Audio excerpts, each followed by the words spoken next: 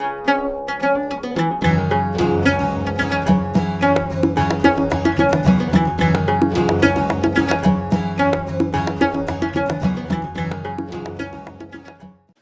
there, I'm Esteban from Gohitsu Shorter Studio, and this video I want to talk about this brush that I just picked up at a local art store. Now, buying Japanese calligraphy brushes is not easy because they're kind of hard to find. Sometimes art supply stores will have them, but they have those generic cheap ones that I don't think they're very good.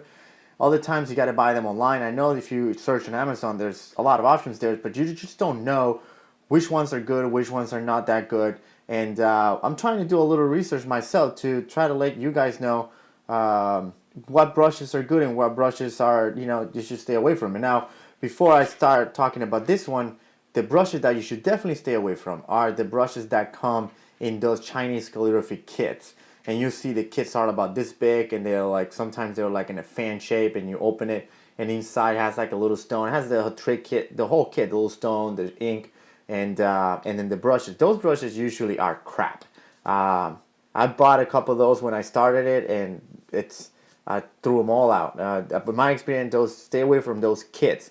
Always buy the materials separately. So, anyways, this is an interesting brush that I came across because it's a Chinese made. I did a little research myself before I wanted to do in this video, but the calligraphy is made in China. The brush is made in China, but it's branded with an American name. It's called Bill Buckman. And now, if you don't know who Bill Buckman is, which I didn't, but I had to look at it because I was interested in what this brand was.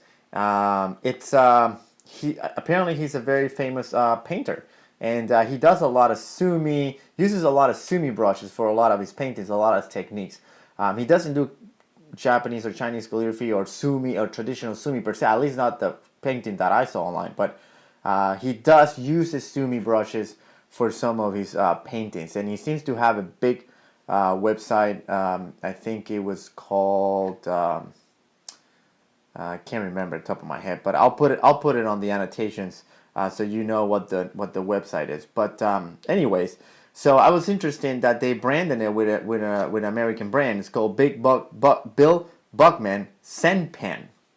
Now, this video, anyways, I want to take a look at this one. So I'm gonna take it out of the package. I'm gonna brush it. I'm gonna use it so you guys can see how the brush reacts to it, how the brush looks.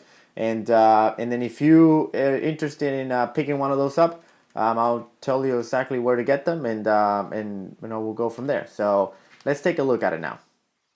Okay, so here we have the brush, and just wanted to point out the brand. It says Bill Buckman Sen Pen. And it comes in this little nice plastic case. So let's just take it out of the case. And here we have it. So length is pretty good. So it holds pretty good on the shade. Let's take this plastic thing off. And once you take this off, you can't put it back on. If you try to put it back on, you're gonna run into the chance of damaging the bristles. So once you take this off, just discard it. Now again, length is pretty good. And like I was saying, I like this shape over here of these brushes. I have a couple other ones that are my favorite that have that. The bristles, it's pretty thick, but we'll see how thick the calligraphy comes. Will show up with those.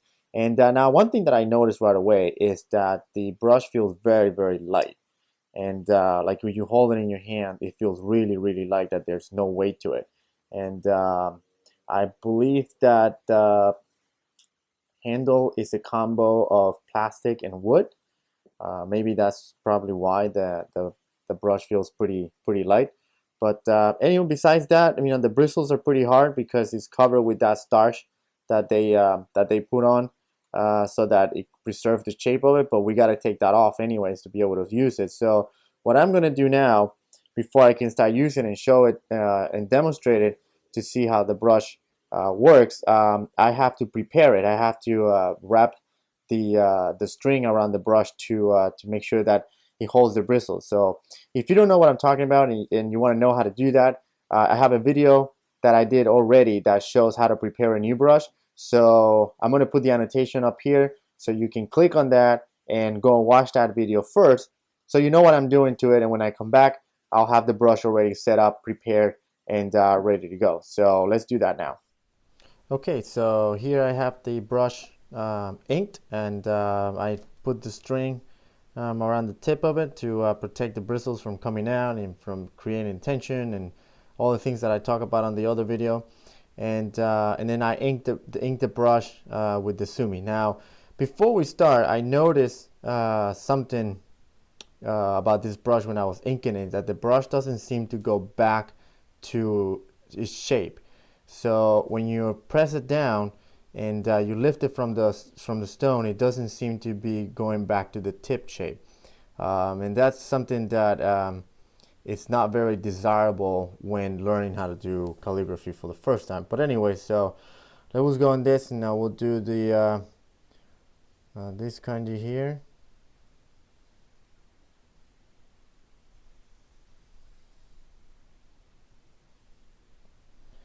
Now see how the brush doesn't go back to a tip to back to the straight shape. It stays bended like that.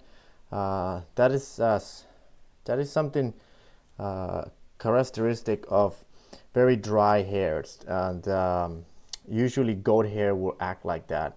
So when you have this brush that doesn't go back to the tip to its original shape, you have to kind of keep switching the side of the brush so you can go back and make the second stroke and then keep turning the brush to be able to get that shape that you want. Press it down. So it is hard right here.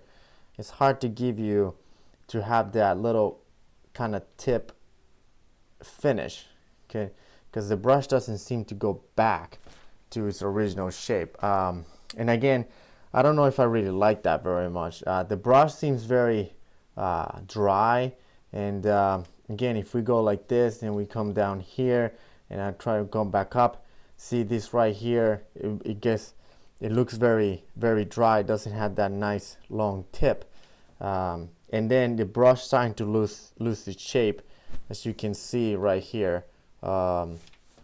It's starting to look the shape, and yeah, and then that's not very good. So I'm gonna re-ink it and then brush another character and then see how we do on that one.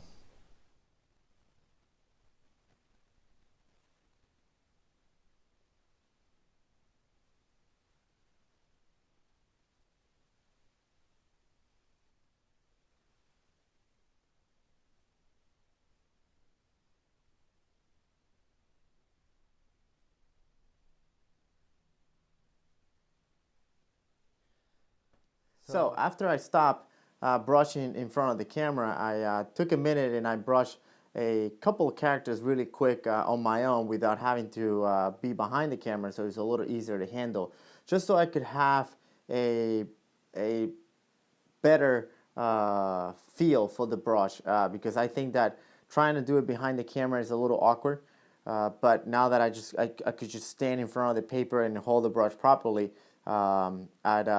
I had a somewhat of a different take. And but anyway, this is my final thoughts about this brush.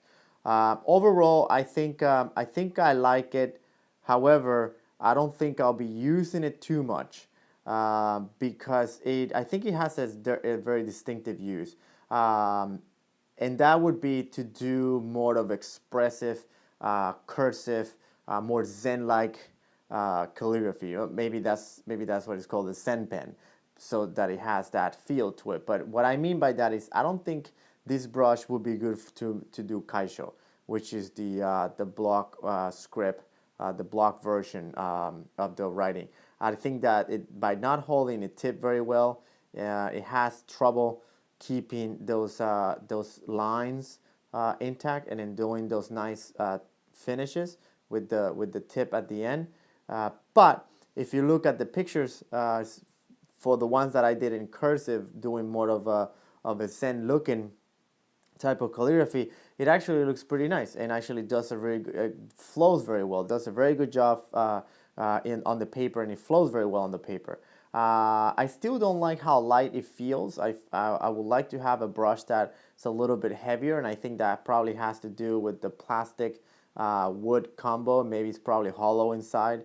Usually some of the more refined brushes are made out of solid bamboo and things like that. But overall, the price for this brush is around $10. That's what it cost me at the art store. I was looking at them on Amazon; they're about the same.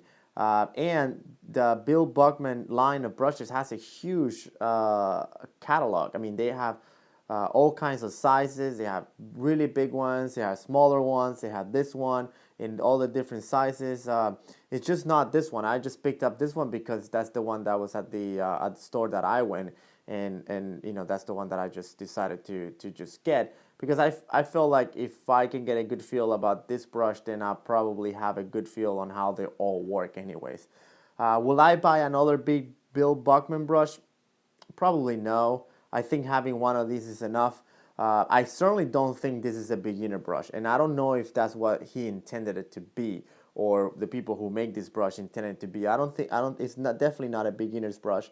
I think for beginners you need to have that combo of the horsehair with the goat hair, so you have the right balance of the hard bristles with the soft bristles, with the bristles that don't absorb a lot of ink with the bristles that do absorb a lot of ink, and so that you have a really smooth strokes. But for artistic, for people that want to experiment, it's a good option.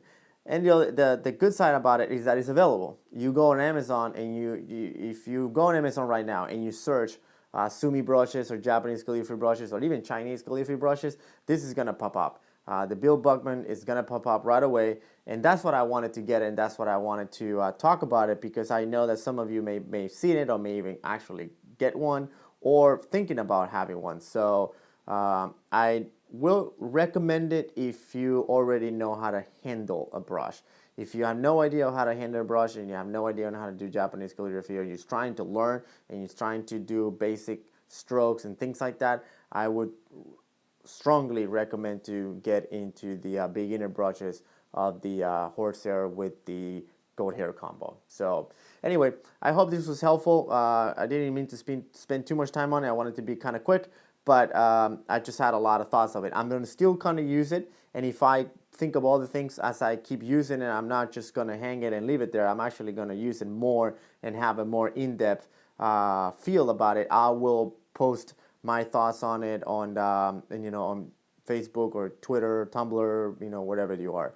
So anyways, that's it for this one. Don't forget to subscribe to the channel so you can get notified when other videos are coming up, and you should subscribe to the channel because pretty soon I'm going to be announcing the date of the Japanese calligraphy intro to Japanese calligraphy workshop that I'm going to be teaching this fall. So I'm almost finishing all the details, and I'm really excited about this workshop. And this will be an introductory workshop for those of you who I've been thinking about doing Japanese calligraphy but haven't been able to start yet because, well, you haven't been able to find a beginner class or anything like that. So I have an intro workshop coming up that I've been putting out there, a couple information, just bits and pieces as I get finished it, but I have almost all the information that I need to actually get the tickets for sale. So those tickets are going to be for sale pretty soon. So make sure you subscribe to the channel, or even better, subscribe to my email list. Well, I will be sending the invitation first to the email list before I post it anywhere else. So make sure you head out to the website and sign up to the email list. So that's it for this one. I'll see you guys in the next one.